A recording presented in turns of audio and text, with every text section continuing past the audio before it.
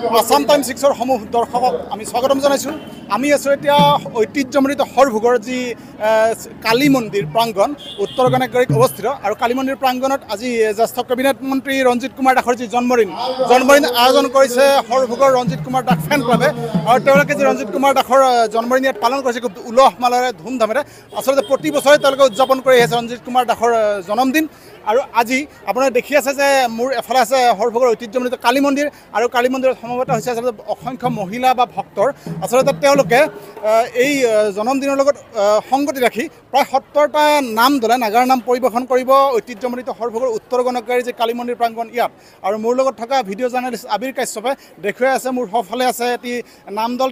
ইতিমধ্যে এটি নাম দলে নাগাৰা নাম পৰিৱেশন কৰি গৈছে আৰু অন্য এটি নাম দলে নাগাৰা নাম পৰিৱেশন কৰিবলৈ সাজু হৈছে। গতিকে মোৰ লগত থকা আবিৰ কাশ্যপে দেখুৱাই আছে এই নামৰ বিভিন্ন দৃশ্যাংশ। আৰু লগতে আপোনালোকে দেখি আছে যে ইতিমধ্যে মঞ্চ ৰেডি হৈছে। ইয়াত জ্যেষ্ঠ কেবিনেট মন্ত্ৰী ৰঞ্জিত কুমাৰ দাস কিছু সময় পিছতে আহি পাব।